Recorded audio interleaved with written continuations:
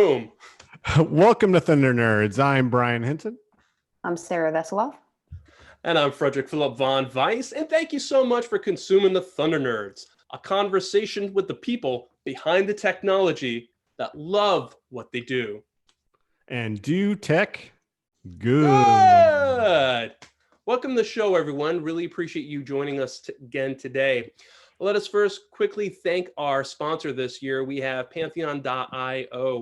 If you don't know Pantheon, they provide a platform for WordPress, for Drupal. They provide a dev, a live, a test environment, all those great things so you could easily test your stuff before you push it. They provide security updates so you could vet your security updates before you push it up, and they look through all that stuff too, so to make sure everything's going to jive with your site before you get it to the live environment. They have automated backups of your site every day. It's a really cool service, so check them out at Pantheon.io. Brian? Yeah, I'm going to tell you to subscribe to the show because you should I cannot talk. Should subscribe to the show. I got background noises here with cakes being made and the like. But go to YouTube, hit the subscribe button. There's a nice little bell icon. If you click that, you'll be notified, and subscribe on your player of choice as well. I'm just going to cut it short since I'm messing up, and Sarah is going to talk about DevFest, right, Sarah? This is a lot of pressure. Yes. So we're going to be at DevFest here in Florida on November 16th. And we have a little contest going on where you can win a free ticket to DevFest. Oh, you got me, Brian, for Saturday, November 16th. So you got me. So it's a $50 value before November 16th, and then it'll be $200 at the door. So this is a pretty awesome deal. So all you have to do is at Thunder Nerds and DevFest Florida and say, I want the ticket. And then we're going to choose a random winner live on the show in late October. Yeah, and we also have another contest where you could win not only that, but you could win a dinner with the speakers beforehand, and you could also guest host with us at the event. So it's pretty cool. So go to thundernerds.io/windevfest now for that. And we'll put a link in the show notes. So with all that being said, and without any further ado, let's go ahead and get to our guests. We have a super special guest day. Very excited to talk to this human. We have product designer, podcaster, video author, speaker, Femke van Schoonhoven. Welcome to the show, Femke. Hello, thank you. I'm so excited to be here. Yeah, we really appreciate you taking some time to join us. And I believe we're in the same time zone, correct? Like within the Canadas? I think so, yeah. I'm on Eastern time, East Coast. Oh, yeah. Yeah, same. Yep. Yeah, how are you adjusting to the Canada? You've been there for a good fair amount of time now, right? Yeah, well, not that long. I have been here for about 2 months now. It feels like a lot longer. It's gone really fast. But before that, I was living in Amsterdam in the Netherlands for 5 years. Originally, I'm from New Zealand, which is where this weird accent comes from. But yeah, Canada has been really, really nice so far. Everyone's very friendly, very welcoming, especially in the city. Toronto, I've got to make sure I say it right. Toronto, not Toronto, apparently. So yeah, still adjusting to living here and what it's like to be a local, but so far it's really, really nice. Have you experienced like the nightlife or anything like that? Made a lot of friends? Not the nightlife, but I'm more of like an outdoorsy person. So I've been trying to explore a little bit like what's around the area and visit some of the provincial parks and the lakes. Apparently, I think Ontario has like the most lakes in a single land area or something. I might be making that up, but there's like thousands and thousands of lakes. So yeah, there's a lot to explore, which I'm really enjoying. Did you were you still able to keep on your schedule as far as getting out and doing a run every day? I know you're a runner now as well. Yeah, I'm not running every day. My like exercise schedule / routine is taking like some time to readjust. In general, like moving countries, like it's such a stressful, unknown period that when you move, it's really hard to like kind of get back into that rhythm or that routine that you had before. Like, you know, now I have to find a new yoga studio. Like, I know this is such first world problems, but, you know, you kind of rely on these like, you know, things that you're used to doing as part of your routine. And so it's taken me a little bit of time to readjust to that. But I am still running 2 to 3 times a week, which is nice. And it's nice to kind of use that as a way to explore my neighborhood as well and kind of find new areas. The other thing I want to ask you about the move, how did your cat do with it? Oh, yeah. Thank you for asking. He is loving the like the squirrels and the raccoons. He's never seen these kinds of creatures in his life. And so he just sits That's awesome. all day at the window. Like it's like free 24/7 entertainment for him, just like watching all the creatures outside. So at first he was a little unsure and scared, but now I think he's totally loving it. He's adjusted really well. I love that. That's I must awesome. say, I had a friend visit from Amsterdam, and I was amazed at how amazed he was at the squirrels. He was so excited. Every time there's a squirrel, he's like, "Oh my God, it's one of those things. It's a," and I'm like, "A squirrel?" He's like, "Yes." And like here in Florida, they're really, really small and scrawny. They're not at all like the squirrels that you get up north for sure. You must have like those big, like red squirrels with the big bushy tails. Yeah, the squirrels are big, and the raccoons too. Like my partner, when we first encountered one, we were walking down the street and there was just this gigantic raccoon, and like we both got a fright. Like it was way bigger than we thought. It's like a giant cub, like a little bear. What? They're that big, like a small dog? Yeah, Big. for They're sure. taking over the cities too. They're actually going to, overrun us. Have you heard about New York? New York, they're apparently like rabid and all over the place. Really? Like, can you go Don't up and start like pet rumors. one, be like, "Hey, buddy," Right. or like that's like a no-no? We'll share a link in the show notes since Sarah doesn't believe me. It's interesting to me that you've had such an incredible career journey and so many travels, and I think it probably stems from your childhood, where you said that your parents took you as a 3-month-old and brought you around the whole country. What was that experience like? Because I feel like that kind of primed you for what you're doing now and maybe inspired you to say, you know what, I could do this too, and I could do what I want wherever I want. Yeah, so my parents are immigrants to New Zealand. They're from the Netherlands. So I grew up with immigrant parents, basically, like a third culture kid. And travel was just something we did. I didn't really question it or find it unusual. We would frequently travel to Europe to visit family. My parents would take us around the country in New Zealand a lot. We would go camping. So that was a really fun time and something that I was just so used to. I didn't really think about it. And as I was growing up, my parents were also entrepreneurs. So there was a point where they were running 3 businesses at the same time. So they were always running a business. And I think that taught me a lot as a child growing up that I didn't quite realize at the time or in the moment. But now that I'm older, I can kind of reflect on those things that I learned from that and that they taught me. And my parents had a very equal partnership in the business. So, I didn't kind of grow up with these kind of, like, it was always funny to me when I went to my friends' houses and like their mum would be sort of the one cooking dinner and folding the washing, and their mums would show up at school to watch them play soccer. And my mum never did. She couldn't be there to watch me play soccer. And my dad would do the washing, and, they would take turns doing chores. And I just thought that was normal until I went to my friends' houses and saw that that wasn't the case everywhere else. So I think that taught me a lot too, especially my mum being such an entrepreneur, that like, these opportunities are possible for me. So that gave me a lot of confidence and a lot of motivation.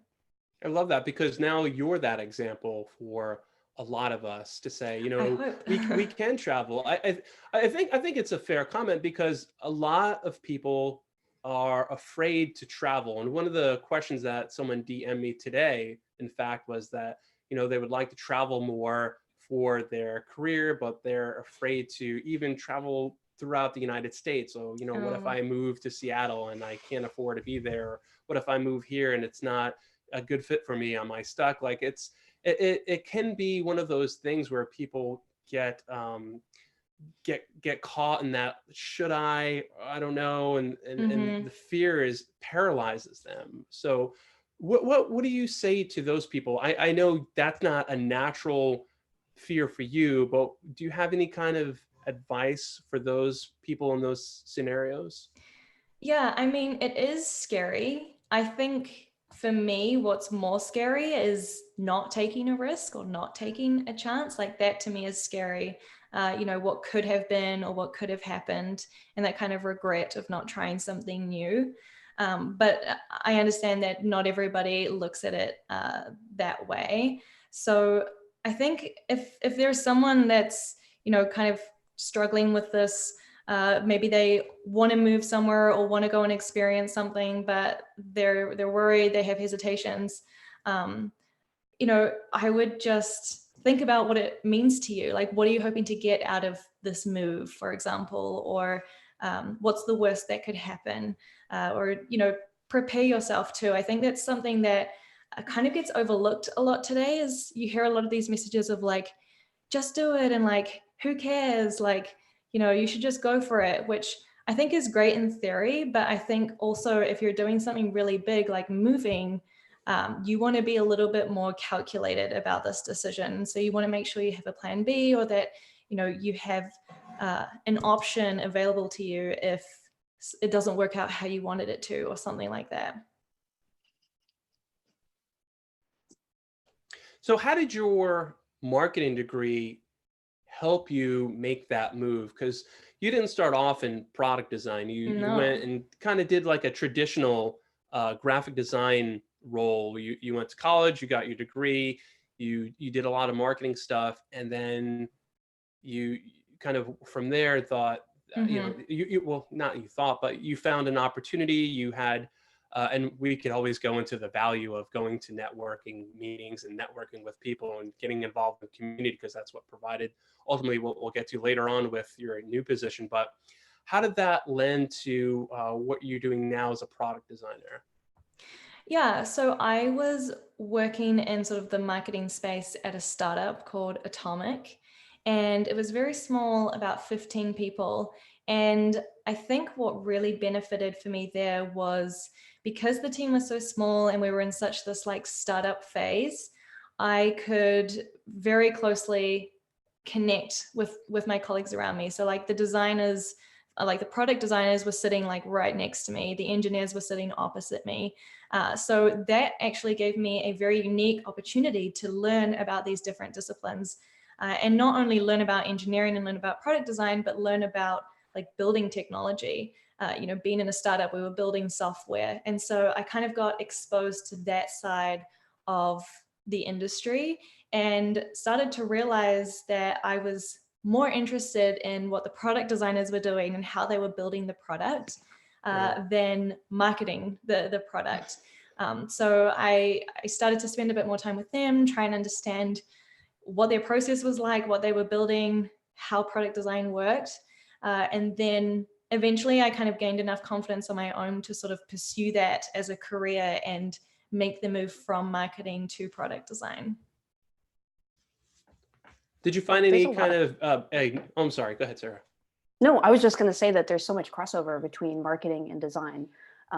So I actually, it's funny, I've very similar to you. I've done a lot of different things and started out actually in design and marketing. I have an MBA in marketing, but now I'm a product designer. And I feel like, and it sounds really strange to people, but there are so many parts of all of those things that are so similar. And I think why I gravitated to product design was because I don't enjoy selling. I enjoy solving problems. So I just wondered, like, is it similar for you? Is that kind of the big difference for you? Or maybe it's something totally different? Yeah, I totally agree. I think there's definitely crossovers between the two.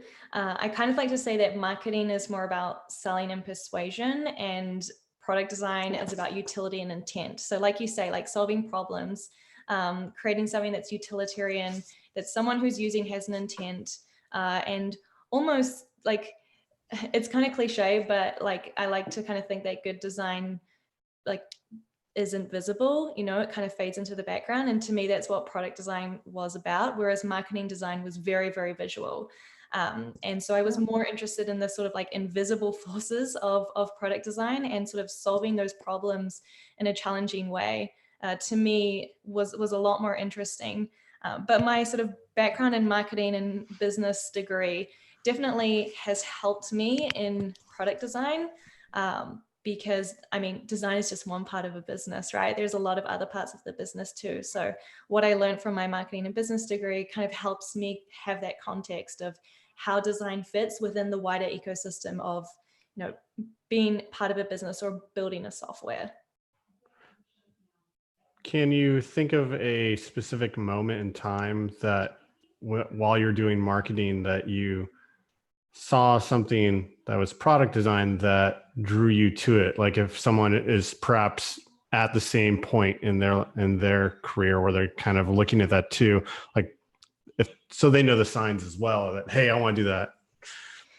Yeah, I think that I realized that I wanted to be involved in the conversations about what we were making. And instead, I was just getting told, this is what we're making. This is what the designers and engineers have made. Now go and sell it. And I was like, well, I want to be part of that other conversation. Like what are we actually building and why and how are we building that? As opposed to just sort of being told that information and then, being asked to sell and promote and market it. So that was kind of like a sign for me, I guess, where I realized that maybe I was too late in the chain and needed to move a little bit up further ahead.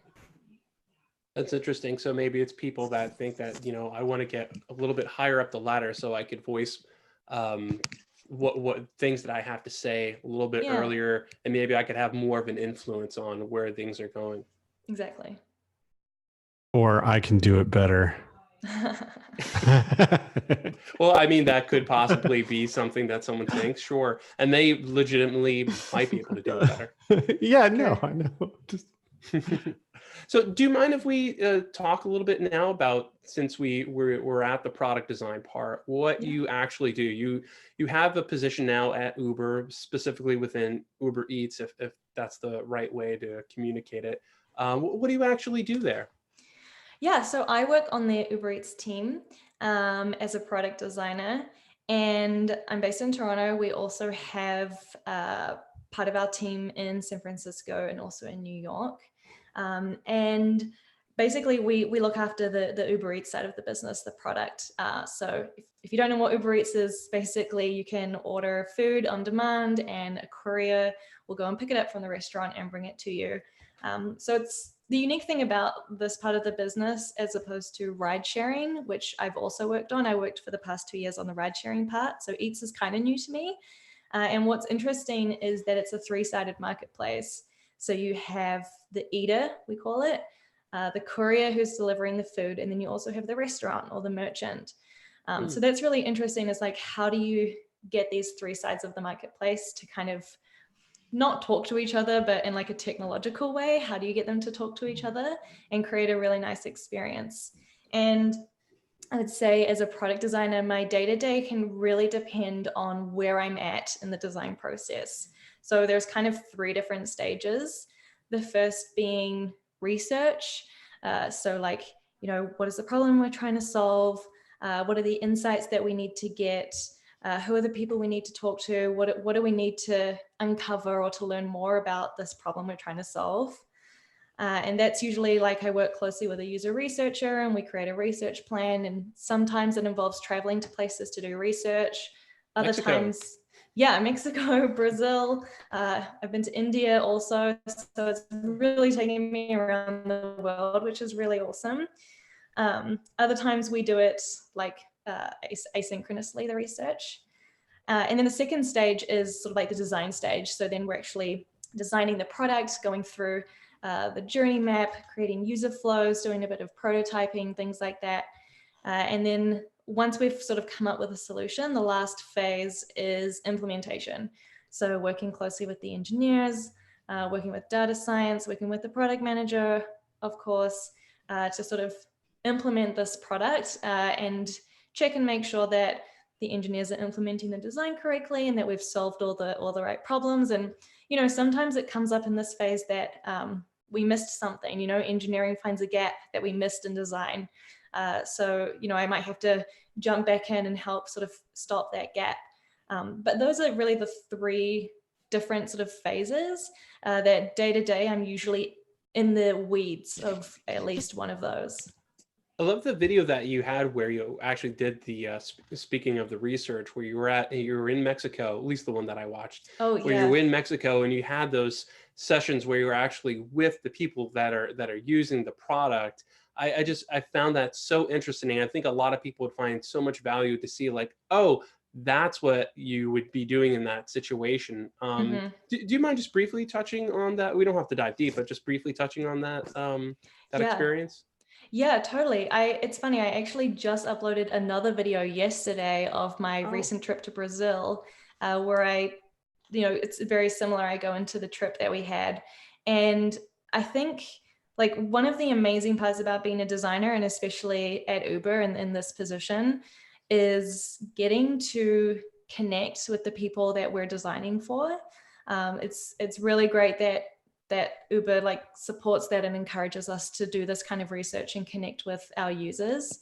And I mean, it's so easy for me to sit like in my cozy office in Canada and kind of make these assumptions of drivers in Mexico City or Sao Paulo. But actually going there in person tells a completely different story. Especially in India, like some of these drivers can't read. They rely a lot on iconography or on voice assistance. So things like that sitting at my desk. Sorry to interrupt, but Yeah. and people using cash too, I think is really interesting that we might not think about here. Absolutely. Yeah. Cash has been like huge for the business, and a lot of people don't realize that we even offer cash. It's mostly in LATAM and Middle East, etc. But yeah, those like exchanges and those, I guess, insights that come from those kind of markets and the people using the product are just impossible for me to get sitting behind my desk. So going out there and doing the research and actually spending time with these people, I've spent time with them in their homes, I've spent time with them in their cars, is very, very powerful.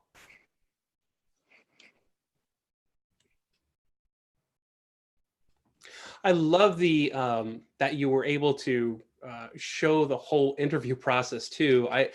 For me, like, and I think I aligned with your whole thing about showing your process is just so beautiful. There's something about seeing like these beautiful things at the end of a dribble where they're Right. like, here's my finished work. But like you actually showed the value of the process within the interview process, and you went into all the different things. You went into the user stories. You went into how you thought about that, and it's very interesting how that blew up. I think that video was pretty successful, and I could see why. There's so much value that you're sharing in there, not only for people to go, oh man, you know what, the next time I apply for something, I need to think about doing this as well. It's you really beautifully illustrate the fact that design's not just about how something looks, but it's about the thought process, and design culture is about solving a problem. And it's thinking about the empathy of the user, but how we go about these things. Like when you talk about the user stories, like here's this person, what do they need to do, and all that. That was just amazing. Yeah, thank you. I'm surprised how successful that video has been. I've had so many people email me about it. And you're right, like in that video and in that process, and that's like my real application to Uber, is like there's no fancy, nice visual design at all. And I think a lot of people, like you said, mistake that as the most important thing in product design. And I mean, I basically made this video for someone who was me 3 years ago, who wanted to get into product design, wanted to understand what the product design process is. And all I could find at the time was like fancy dribble mock-ups. And that's just not helpful to me. Like, how do you get to that point? How do you get to that end result? So this video I created was really something that I wish I had 3 years ago, where someone actually sat down, showed me the nitty-gritty of what the product design process is and what it's all about. Yeah, for our people listening or watching, we'll put a link to the video in the show notes, because it's very illuminating to the whole process, and not just things that you should know as far as an interview, of course, but things that you should be thinking about implementing in your everyday work process. So speaking of your YouTube videos, why don't we talk about your channel? From my understanding, I watched something just the other night where you're talking about how your YouTube channel was something that was like 2 years in the working, just kind of Oh, yeah. conceptualizing it, thinking about it. I think you had a dream about it, and then one day you were ready and you launched it. Yeah, yeah, you're totally right. So a really good friend of mine, Charlie Prangley, who I think has been on the show before. Yeah, we have had Charlie on. Yeah, she's awesome. She's a really good friend of mine, and she has had this incredible YouTube channel for years now. And I was with her when she started it back in the day, and I've been watching her progress and watching her success in the design community, and been really inspired by her. I think she's really amazing, and I love how much she gives back freely and openly to the design community. And I really loved her channel, and I sort of started looking for other design channels to also watch, but in the product design space, and there wasn't really any. So I thought to myself, like, okay, maybe this is something that I should do. Maybe this is something I could actually contribute back towards the design community. And so I thought about it, and I thought about it, and I kept thinking about it for about 2 years, thinking like, oh yeah, that's something I should probably do that. But the effort to do it, to actually executing, was so huge. Like, making videos, it's not something you just do overnight. No. Yeah, the barrier to entry was really big for me. And, I'm a little bit of a perfectionist also. So I wanted to make sure that if I did it well, and I didn't want it to be too amateur, or I wanted to make sure that it would be valuable for people and not just another like waste of space on YouTube. Didn't you have to also learn some kind of technology? From my understanding, Yeah. you're using Premiere Pro, so you had to learn that, the whole process of that. Yes, exactly. So I actually bought an online course, learned how to edit in Premiere Pro. I did not buy any gear. A lot of people ask me like, oh, I want to start YouTube. What gear should I get? And I'm like, don't get any gear. Just use what you have. Like that. Yeah, the best way to start is just to use your existing resources. And so I had a Fujifilm camera, so I just used that. I had the podcasting mic that I used for my podcast, so I just used that, and kind of set it all up and pressed record. And yeah, like that basically took me 2 years to get to that point. 2 years of thinking, internalizing, planning.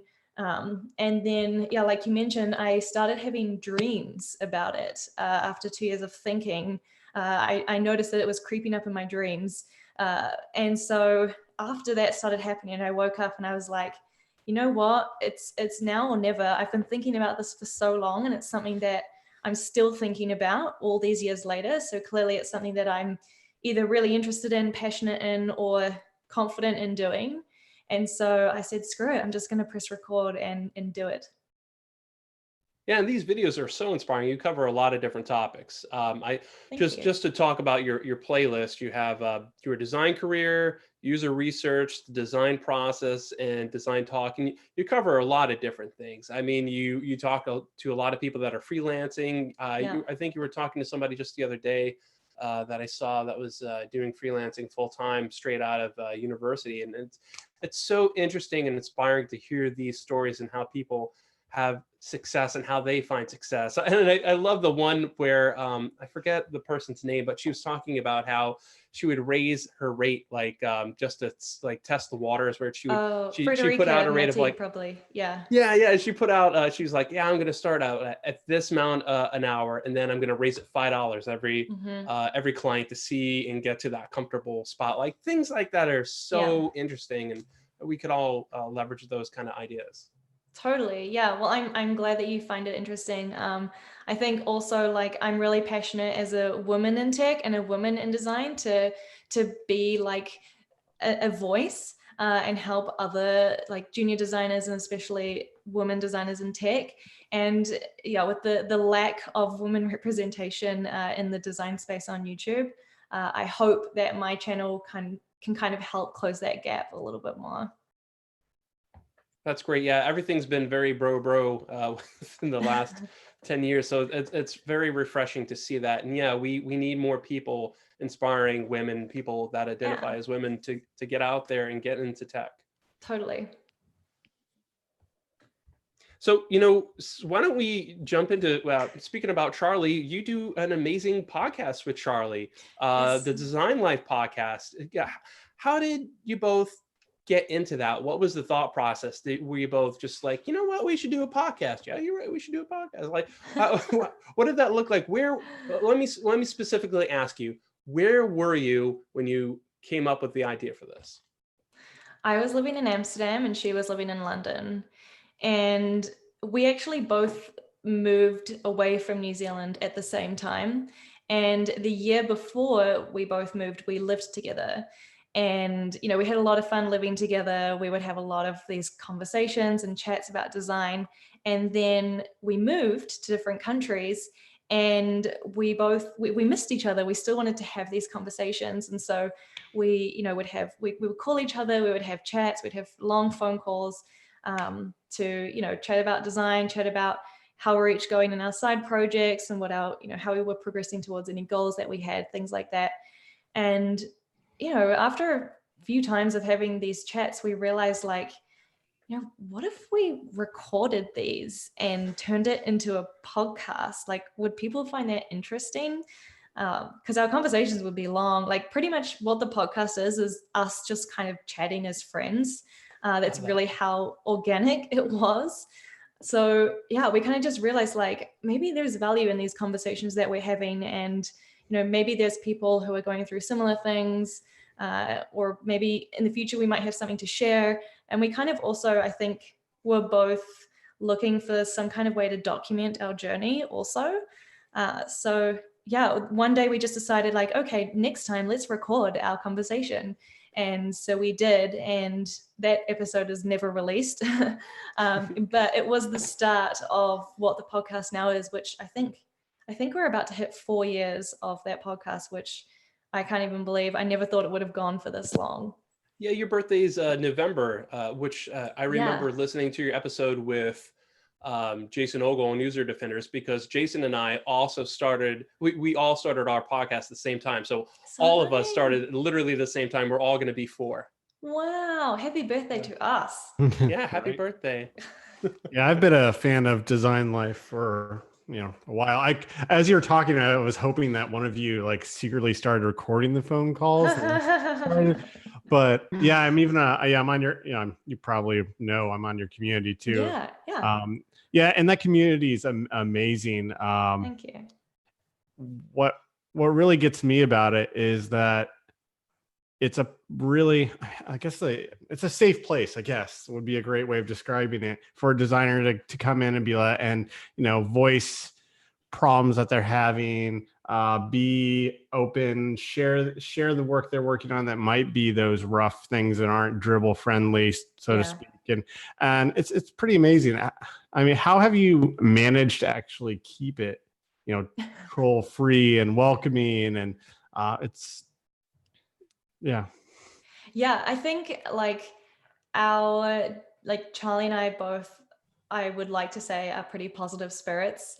And I think we also have a bit of a no BS mentality too. And I think that comes across enough in the show that we therefore attract a certain type of people that is looking for a space to be vulnerable, but also respectful of other people, considerate, understanding that we're all on our own journey, we're all going through our own things, we're all at a different stage. And so, I don't know, I like to give Charlie and I a bit of credit, I guess, selfishly, to have kind of created that through the show by being really vulnerable on the show, and really open. Like we often say that we don't have all the answers, we don't really know what we're doing, we're not experts, we're still relatively early on in our careers, but we're super open in the hopes that it will help other people. And I think people appreciate that. And so that's kind of created this really welcoming, inclusive culture in the community, where it's all positivity. I don't think I have ever had to ban anyone or tell anybody off, or there's never been anything offensive. which is amazing. Somehow we created that. Yeah, Yeah, knock on Brian's head. I'm sure you won't have that. Oh, sorry, Brian. I didn't mean to interrupt you. No, like one example, a nice kind of nice story with the community. And by the way, I'm talking about the community we're talking about, designlife.fm/community. Mm-hmm. You can, I think there's a fee. I can't remember what it is, but it's a monthly subscription. yeah, and you get access to the Slack community, and you can join in. But was going through experience earlier in the year with my dog where she was essentially dying, and we couldn't figure out what was wrong. Right, I remember that. And I jumped in there because I was just having the feels, and I needed to, I felt like I needed to go somewhere, and I actually just decided to post a message there. People reached out to me. One, Meg Soro, who was on the community, like offered to talk to me on the phone even, and we texted back and forth, and it's just nice because you build these friendships that you just are unexpected, and it's just it's nice. It's a great community. So thank you too for creating an environment like that. Oh, thank you. It's such a shame that within our the design community in a whole, people are so afraid to be vulnerable, or have this trepidation of putting out their honest feelings, just because I don't want people to think I'm weird, or they don't want to see I don't want to show my work just yet because somebody might see it and blah blah blah. But that's really the point where you get the most valuable feedback. Totally, yeah. And there's so much for others to learn too. Like, why hold all that in when like somebody else could learn from your experience or your oh my God, right. So I don't know, I'm all about vulnerability, and it's only, even though in the moment it might be terrifying, it's only kind of brought me good things. Like, only good things have come out of it. Even like my job at Uber, for example, I never actually applied at Uber. They found me through my podcast and my blogging. And so, I think these like moments of vulnerability, can turn out to be pretty positive. Yeah, I always admire people that put out their writing, that they have their writing from 10 years ago up on their blog, where you could see the progress, you could see the growth, the development of their process. And it's so interesting to be able to see that, because you appreciate what they went through, because as human beings, we all go through that, and it's Totally. okay. It's okay to have growth and to be proud of that growth. Yeah, no, absolutely. I always encourage people to kind of share more. I don't think we share enough.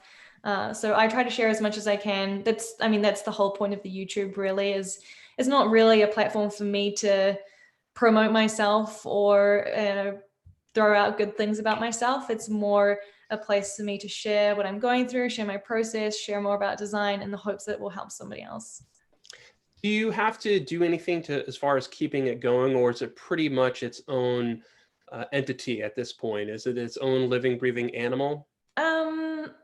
Yes and no. I think with my like recent move of country, that kind of turned things a bit on its head, because I haven't really set up like a good film setup here or anything yet. And I'm not really in like a regular routine of making videos. And it's been a bit harder to find time to edit when I have like things like finding an apartment. That's kind of the top of the list. So it's been a little bit more challenging. He's a home. House, new video. So I'm getting back into it now though. Now that like I've been here a couple months, I have a house and feeling a bit more settled. Yeah, and I will say too that the environment of YouTube videos on a whole, people have changed a lot. I've noticed that it's more natural and less staged in studio, and so maybe you don't need to worry as much about that. Just that's true. Say what you have to say. Don't worry about putting all that stuff around you. And that's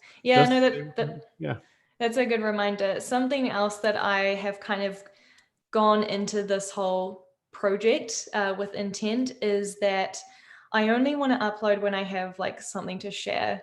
I think there is a lot of always talk like, oh, like post every Monday at 2 p.m. or like, this sort of like schedule of posting, which I think there are definitely added benefits to, but it's not something that I wanted to sign up for this project.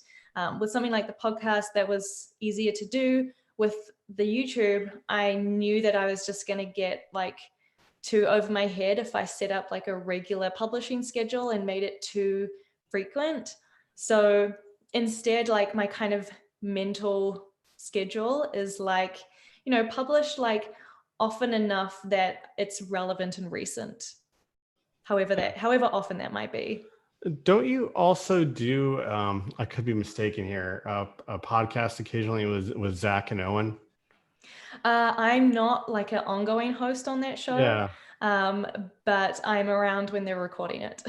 What is it? Is it Charged? It's Charged Tech Podcast. Yes. Yeah, those are two more of some of my favorite people, like that are on the interwebs. Yeah, they're both really great. And Frederica Matee, who Frederic you were talking about earlier, the freelancer talking about raising her rates. She's also a regular co-host on that show. Oh, okay, cool. What's the website so people could find it? I think. Is it char.gd? Yes, like char.gd. Yeah, I got it already, Frederick. I'm on top of it. All right. Well, yeah, for our listeners, we have that in the show notes.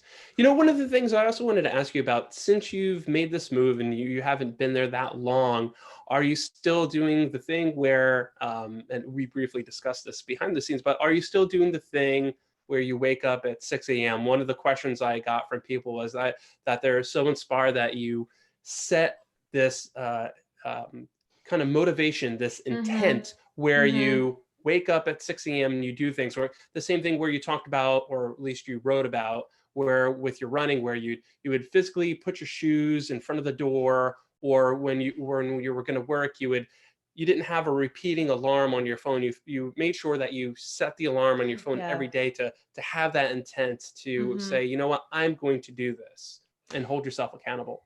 Yeah, I don't get up at 6 a.m. every day, but everything else you said, I still do. So I still will intentionally, manually set my alarm every night. I never hit snooze. I've never hit snooze in my life, and hope to never develop the habit of hitting snooze. How is that possible? I don't believe her. Oh my God. Not even when you're sick. Not even when I just don't. I just turn it off. Like, why would you want it to keep going? Hold on. Are you someone that, like, when you wake up, you're just awake? Like, you just, I'm up, I'm going to see, I'm one of those people, like, I wake up and I'm groggy and I'm swearing and I'm just not, like, I'm not present for no, really, you have no idea, for like 3 hours. And I actually read about it. It's a delayed wake cycle. It's like, there's a reason I'm a jerk, people. There's a reason. You're not a jerk. I'm just curious because I've never been able to do that. Yeah, I never sleep to my alarm. I always wake up like 5 minutes before the alarm every freaking day, and it annoys the hell out of me. I'm like, I roll over. I'm like, oh, what time? Oh, come on. Yeah. Every morning. Well, that's good for you that you've always had that habit. It's really it's healthy to set that yourself, and just really own the day, if you will, to take control of your own destiny. I one of the things that I've heard you speak on is that there's no one is going to provide you extra time. That does not exist. No one's going to out of the blue say, oh, you know what? Here's 2 hours, enjoy. You have to make your own time, whether that's in the morning or at night, whenever. You have to find it and own it. Totally. Yeah. And for me, that time just happens to be the morning. I guess I'm blessed that I'm a morning person. I don't know. But yeah, the morning for me is when I find I have like time to myself. I have energy, I have inspiration, and I have an intent that I've set either the night before or once I've woken up. And so that really helps me get in the zone and achieve whatever it is I want to achieve. And now I do want to like caveat this with, like, I don't have any children. I talk to some parents about this, and they find this a real struggle of finding and making that time, is a lot harder. So I totally empathize with you. I don't have necessarily the answer for that situation because I haven't experienced it. But for now, I find that I'm able, if I really have that intention set, I am able to make the time. So that's what's kind of helped me make all these podcasts and make all these videos, is intentionally setting that time aside. I know I could speak to being a parent, or a parent of a Please. young child. At least I have a 4.5-year-old, and I do kind of the same thing that you are doing, except my time isn't in the morning, Right. because in the morning I'm playing cars and monster trucks at 6:30, but Wow. I'm at night when my child goes to sleep at 8 o'clock. Then, I have time. I have Right. time for my family, or, to be with my wife. I have time to work on some projects. Yeah. So that's where I find my time. So, you don't have to at the end of the night, sit down in front of ABC and watch Dancing with the Stars. Everybody needs that now and then. Don't get me wrong. Totally. I'm not judging anyone. I sometimes I need to sit down and watch Vampire Diaries, but Yep. sometimes you also have to set some time aside to also say, you know what, on Tuesday, I'm going to be creative from 8:30 to 10. It's all about delegating your time. And we're getting close to the end. And I know Brian has a very interesting question that he wants to ask you. But quickly, I wanted to ask you that one of the things you spoke about, I think maybe a year ago, was you were learning how to code. Did you ever get to that point where you learn how to do the three holy holies, the HTML, the CSS, and the JavaScript? All Yeah, the Trinity. Is it a Trinity? Yeah, the Trinity. So yeah, I was doing I think it's like the Intro to Web Development course on Treehouse, which is a great course. I really recommend it. I recommend Treehouse in general. Their education is really, really good. I completed that course. I wouldn't say I'm confidently coding things now, but I still am very grateful for what I learned in that course. It's kind of helped me be able to understand a little bit how engineering works, even though it's at a very, very basic level. I can still kind of understand a little bit when I'm having conversations with my engineers. I'll notice like how they're thinking about something, and I'll be like, oh, that makes sense because I know that like in the code, this is kind of the structure, or this is kind of how things work. So it's helped me better understand and relate to my engineers. I wouldn't say it's helped me like magically become a developer, and I'm not confident to sort of make my own website overnight, but it was still a very, very valuable exercise. That's awesome. Yeah, being able to understand some of those things as you're designing them, you could kind of work out in your head like, oh, that's where this div goes, or that's where this aside goes, or I'm going to use a picture element here so I could do blah, blah, blah, blah, blah. Yeah, that kind of stuff it's really valuable. And I'm sure you'll get there because obviously you're a very inspiring person, and you take the time to see things through. And I'm excited to see when you actually have the full skills on the Holy Trinity. Yeah, it's awesome. One day. It's also good to when you're talking to developers and they're like, we can't do that, and you'd be like, no. You can do that with Flexbox. Right. yeah, exactly. Totally. Yeah, but we're moving towards the end, and I like the lightning round. I haven't been doing the spotlight question because I really enjoy going through this round of questions where we basically all ask you something random, and you answer quickly, rapidly. We'll all ask you a question. We'll ask you. We'll go, okay, 3 round. questions.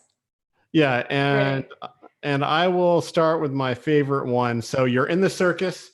Would you rather be the person with their head inside the lion's mouth or get shot out of the cannon? Get shot out of the cannon. Sarah? No, I wasn't ready. You next. Oh, okay. Sorry. It's lightning round. You can't think. a place you haven't traveled to yet that you would really love to go. Japan. God, now I have to. Am I supposed to explain my answers? Because I can't. No. To buy you time. Just lightning, just really quick. You're doing well. I am sucking at this right now. I'm doing a terrible job. I'll steal one. Favorite pizza topping? Eggplant. That's my question. If Mars was livable, would you accept a one-way ticket there? No. Favorite cartoon as a kid? The Smurfs. It's Dutch. I know it was Dutch. Favorite animal? Dog. Actually, that is not, but it came out first, so that's interesting. Interesting. Where do you not mind waiting? Where do I not mind waiting? Yeah. In line for the theater. Oh, nice. Femke, have you ever read this book by Sarah Veselov? It's called Oh my Building God. Design Systems. I Excellent don't book. believe I have. Is this your book, Sarah? He keeps Sarah, Yes, your I turn. hate him so much. I'm going to add this Oh to my Goodreads immediately. Yeah, we'll put a link in the Thank show notes. you. Sarah, your turn. Oh, I hate you so much, Frederick. You So didn't much. I show love you she too. signed it. She signed Yeah, it. she's Sign yeah, it. she doesn't hate me. I have proof. She signed it with hugs and kisses. So Oh, love Sarah. Yeah, love Sarah Veselov. So wow, you proof. should Not. frame it. I know. I'm going to. Right at Yeah. home, I had I keep lost reading the all book so of- much I can't frame it. So Sarah. Oh man, you got me good with that one. Oh, I did. Sorry. Have you ever had a nickname? And if so, what is it? Ooh, good one. Yes, Femi. Well, that's Ooh, I kind of like cute. that. That is. What, if anything, have you re-gifted? She's trying to think of something that they wouldn't know. I didn't a bass guitar. I didn't re-gift it, but I sold it. It was a gift and I sold it. Ooh, that's Oh. even better than regifting. Do you play an instrument? And if so, would you play 27 minutes of it right now? Yes, I can play classical violin. I played for 15 years. No, I would not play right now because my violin is not here, sadly. Oh, BOOHOO. We were this close to 27 minutes of heaven. I love the Violin is my favorite. I do. I really love the violin. It's my favorite. Same. Oh my God, I'm supposed to have a question. Yep. Why am I so terrible at this? You're not terrible. I don't do well under pressure. You had No, I'm almost just- an hour Do to the think. sandwich one. Do the sandwich. I did. She's right. I had almost an hour to prepare and I did not. You can take my sandwich question. Favorite holiday? I don't want your sandwich question. Favorite holiday? Oh, I don't really have a favorite holiday. Oh, that's sad. Yeah. Sad. That Thanks. doesn't make you feel bad about that. I don't know. That's We don't nice. really have I like love Halloween. Like Halloween is my thing. I throw a huge party and I scare the crap out of lightning kids. round. every year. Lightning Yeah. round. we don't really Ryan. celebrate Ryan. Halloween or Thanksgiving. I know. I'm very So sad for you. sorry.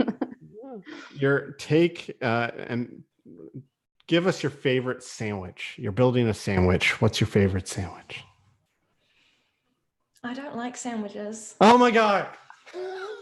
Love it. Thank you so much, That's Femke. like Femke. I'm so sorry. Femke. Femke, Yes. let me set the stage for you, okay? It is 1 o'clock in the morning. Yeah. It is raining cats and dogs. You just can't wait to get home. No one's home. The lights are off. You open the front door and there's a ghost. Femke, what do? Close the door. Good answer. That's a pretty good answer. Favorite movie? Lion King.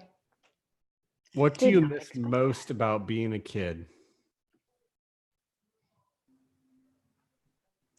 A sense of wonder. Who are you listening to? As what musician are you listening to recently? Oh my gosh. I don't know. My Spotify is always on shuffle and I never look at it. So I often don't even know who I'm listening to. But I that's do really like Gabrielle Aplin. She released some good music lately. Nice. Nice. What is, I don't know if this is like a favorite thing, but I think we all tend to have ones that we gravitate towards. So a typeface that you particularly like, that you use often, that's kind of your go-to. Oh, like open source sans or something like that. I don't even know the name. That's so terrible. Open That Sands, is I think it is. Papyrus. What chore do you absolutely hate doing? Mopping. Ooh, that's a good Good. one. Yeah, I agree. Okay, this question might sound like it's jokey, but it's, let me preface, it's not. It's just an honest, authentic question here. What is with the stop that. What authentically, what is your most favorite thing about yourself? My drive. That's great. Love that. Thank you. Have you ever played a sport? And if so, what was it? Or what is it? I guess? Sailing. Well, you could debate whether that's playing a sport, but I did a lot of sailing as a kid. think it's in That's the pretty Olympics. complicated. I think that's a sport. Okay, what fact amazes you every time you think about it? How the solar system works. It's That's a good one. Yeah. Femke, if you could not be in front of a computer ever again, what would you do professionally? I think I would be like a national park ranger. Nice. Ooh, I love that. Yeah. What is your go-to emoji? Brian, stop texting me poop. Come on, Brian. This is fun. My go-to emoji is maybe like the halo, the one with the halo. Oh, I love that. Yeah. Well, One more. okay, go ahead. God, Brian. What? I wanted to get to all the ones I wanted to get to. What Go was ahead. the last injury you had that required you to go to the doctor? From memory, although this might not be the last one, but one that comes to mind is I had an inflamed esophagus. So food would burn going all the way down. It's really shit. Ow. Yeah, that's cool. Okay. Yeah. Well, Thanks on for that ending note, Yeah, thanks, Brian. Times. Burp, burp, burp, burp. Great one to end on. Yeah. Two last questions, Femke. Real. No, it's good. I understand. Femke, two last questions. First, what's the best way people could find out more about you? Your Twitter handle or your website? Where do you want them to go? You can go to femke.design. That's my website, and you'll find links to all my other socials there. Femke SVS is my Twitter and my Instagram. I kind of use it as my social handle in most places. Or you can email me as well, femke@femke.co.nz. If you have questions. And what's your YouTube is youtube.com/ it's your Femke name? SVS. Yeah, the same as my Twitter. So yeah. Perfect. And the last question we like to ask people is, do you have any final words, anything that you would like to bestow upon the audience, anything that you really enjoy to tell people as a piece of advice? Deep wisdom. Does not need to be deep wisdom, but anything that you like to share. Yeah, I think if I had to give a piece of advice or wisdom, would be don't be afraid to speak up and share your opinion. This is something I'm not perfect at either yet, and I'm still trying to actively improve daily. But if you have something to share or something to say or something to contribute to a conversation, don't be afraid to speak up and share. I think it's really, really important. And especially as women in tech, too often I think we hold a lot back.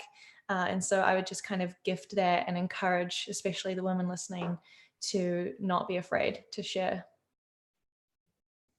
That's great. I love that. Cool. Yeah. Anyone else? Yeah, it was great having you on the show and sharing your evening with us. I know time is precious, and you joined us, Sarah. I really enjoyed it, and I'm ashamed to say that I've never listened to your podcast. I don't listen to a lot of podcasts. I'm terrible like that, but no problem. Don't worry. But now I think I'm not just saying this. Like, now I'm really interested. I'm going to have to go check it out. Thank you. There's 170 episodes for you to get through. Yes. Brian and I have listened to every episode, so there. Wow. But yeah, Make Bit of a Sarah gold feel star. bad? What the heck? I didn't mean it It's like okay. that. I was I just don't being mind. funny. I'm just being goofy. Come on now. Ha ha, hilarious. And thank you. And again, Sarah's book, blah, blah, blah. Take that, Sarah. But no, Femkes, honestly, thank you so much for sharing your time My with us. pleasure. Super appreciate it, and really thank you for what you do in the community and helping to inspire others to get out there and do something. It's really, really cool of you. And, You're welcome. Thank you Thank so you for much. having me on. This was really fun. Thank you. And thanks everybody for watching. Really appreciate it. We'll see you next time. Thank you.